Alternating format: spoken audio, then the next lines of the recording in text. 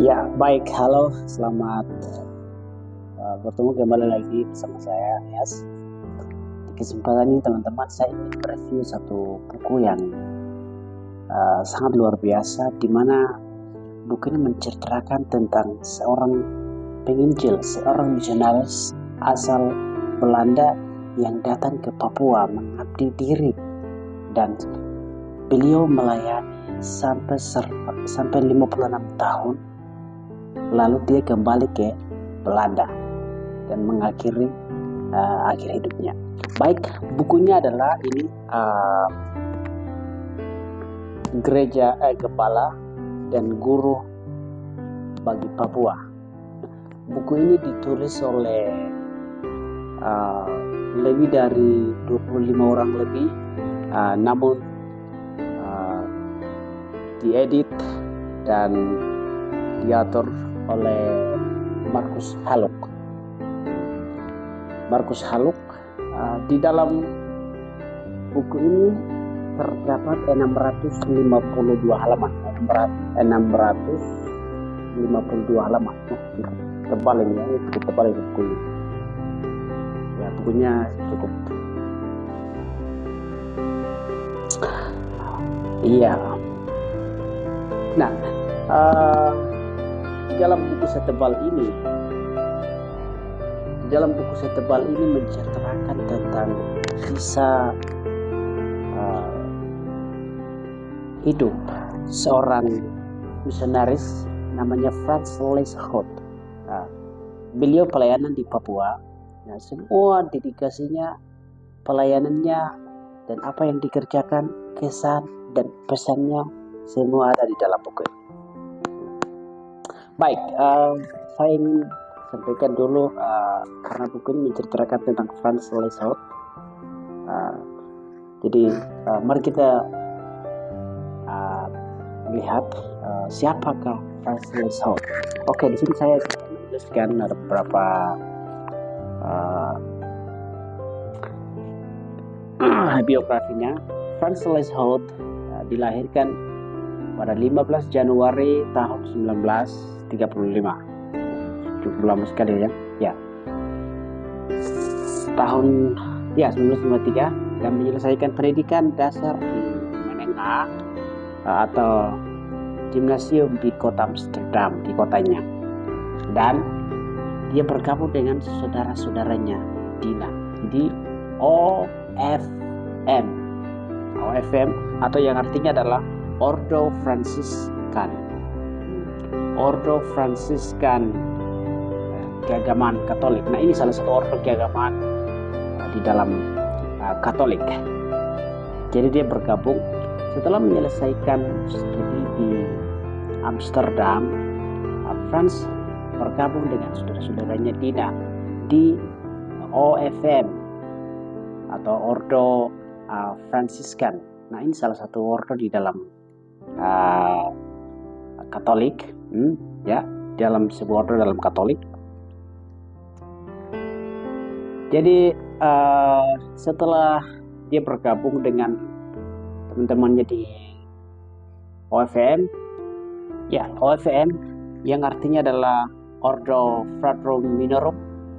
Sekali lagi, Ordo Fratrum Minorum. Ini salah satu ordo dalam keagamaan Gereja Katolik. Setelah dia bergabung dengan Ordo Fratrum Minorum, lalu pada tahun jadi setelah itu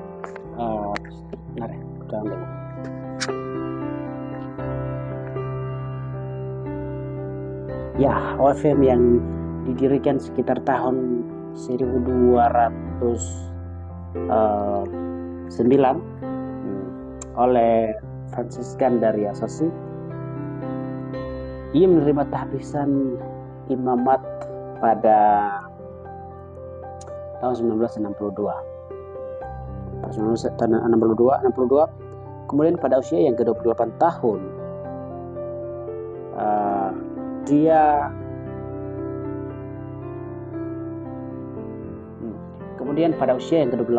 pada tahun 1963 dia datang ke tanah Papua. Jadi kita bisa lihat bahwa masa kekerasan yang pada waktu itu sedang terjadi di tanah Papua karena proses aneksasi wilayah Papua ke dalam NKRI itu dengan kekerasan, dan Pater Franz Lieshout menyaksikan itu. Nah, itu semua nanti diceritakan di sini kisah-kisahnya, bahkan ada buku-buku pribadinya di situ menceritakan tentang bagaimana orang Papua dibuat seperti orang yang tidak punya rumah dan dibuat tidak berdaya dengan tindakan-tindakan yang tidak bermoral, tindakan-tindakan yang tidak manusiawi. Dan itu diceritakan di dalam bukunya. Nah, di sini ada kutipan-kutipannya cukup lengkap di sini, karena di sini ditulis oleh lebih dari 30 orang, ya. Lebih dari 30 orang yang menulis buku ini. Baik, jadi pada tahun 1963 ia datang ke tanah Papua. Nah, dia datang ke tanah Papua dan dia mengabdi di tanah Papua. Pertama kali kita melihat di mana dia ditugaskan untuk pelayanan di Kerom, di Kabupaten Kerom. Lalu kemudian nanti diangkat menjadi rektor di salah satu sekolah Katolik SMP di Sentani, Jayapura. Lalu rektor, lalu juga sekaligus menjadi dosen di sekolah Katolik, sekolah di Katolik di Jayapura. Lalu kemudian dia ditugaskan lagi untuk pastoral paroki di Intan Jaya, ya, Intan Jaya. Dan kemudian ia menjadi gembala dan paroki, lalu 10 tahun kemudian juga menjadi rektor. Jadi pelayanannya itu cukup padat. Nah, kalau saya baca di buku ini, dia punya beberapa tempat pelayanan, seperti pertama di Kerom, Wamena, Intan Jaya, Jayapura, lalu Biak. Nah, nanti dari Biak kembali lagi ke Jayapura, dan pada usianya yang ke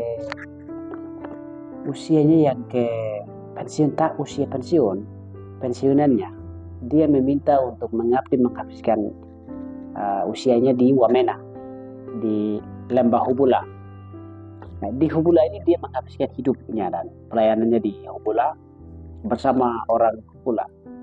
Ada beberapa quotes, kata-kata yang keluar dari beliau. Salah satunya adalah orang Lembah Baliem sudah hidup dengan nilai-nilai keagamaan. Jadi Pater Franz Lieshout dengan jujur mengatakan bahwa kami datang ke Lembah Baliem ini bukan untuk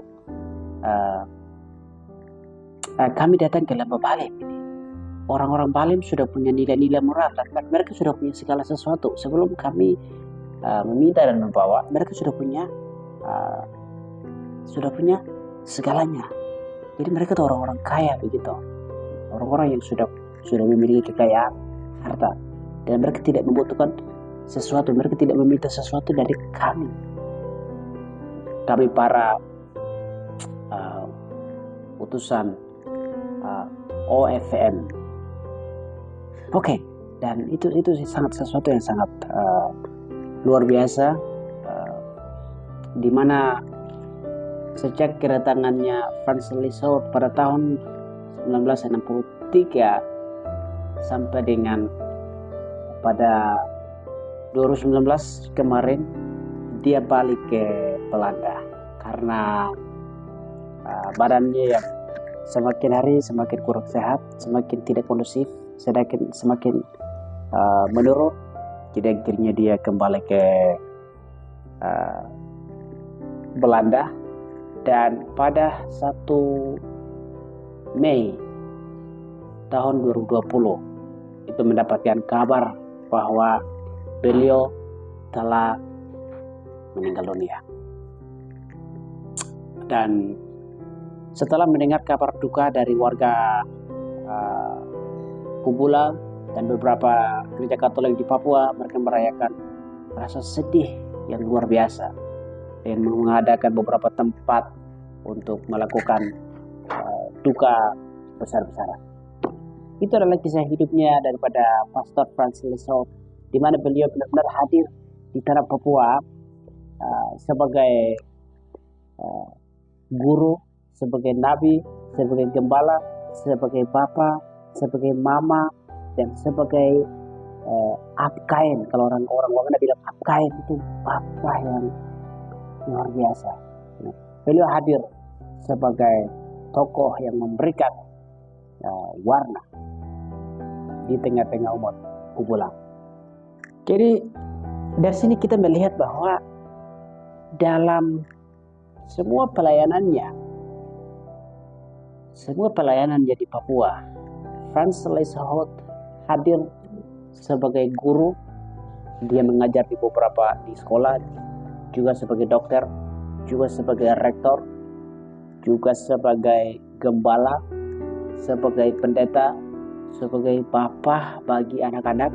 Nah, di mana kita melihat dalam buku ini ada beberapa anak-anak yang disekolahkan oleh Pastor Francis Lizard.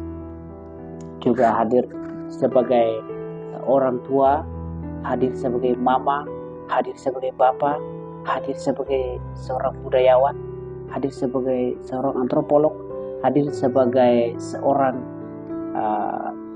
profesional, hadir sebagai seorang pahlawan, hadir sebagai seorang juru bicara kabar baik, dan hadir sebagai budayawan.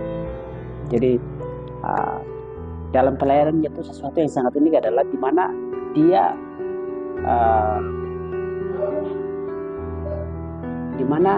dia hadir di dalam suku Hubula, namun terlebih dahulu dia harus belajar bahasa daerah Hubula dulu.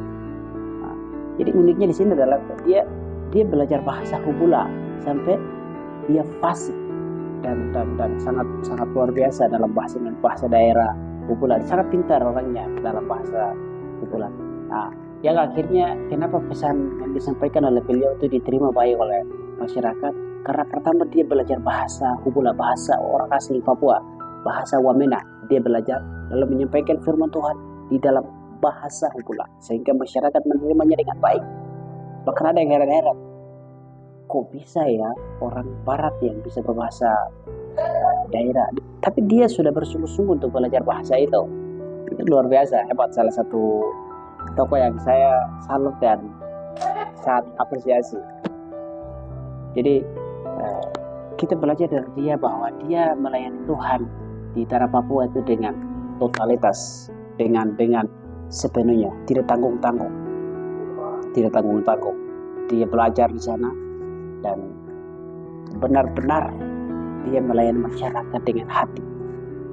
Dan akhirnya pada akhirnya dia juga mengatakan, saya sebenarnya tidak ingin meninggalkan tanah Papua, tetapi karena kondisi saya harus kembali ke Belanda. Ini luar biasa. Jadi ini salah satu pastor yang cukup memberikan sumbangsi, cukup memberikan pelayanan yang luar biasa bagi masyarakat setempat, di mana beliau hadir benar-benar untuk memanusiakan manusia Papua, secara khusus umat Katolik. Dan sampai hari ini beliau dikenang sebagai orang berpengaruh di dalam suku Kubula dan beberapa daerah sampai hari ini, karena beliau memberikan kenangan yang luar biasa di tengah-tengah masyarakat asli Papua. Dan lengkapnya buku ini ada banyak kesaksian dari tokoh-tokoh gereja seperti Pak Yoman, Pak Sokrates, beberapa intelektual, beberapa masyarakat, tokoh intelektual, tokoh mahasiswa, tokoh gereja memberikan pendapat yang beda-beda tentang Pastor Franz Lizot. Dan untuk lengkapnya bisa baca di sini. Di sini dibagi dalam beberapa bagian. Bagian pertama itu membahas tentang bagian pertama adalah dari kesaksian Bapak Uskup Jayapura, para imam projo, diakon, dan frater.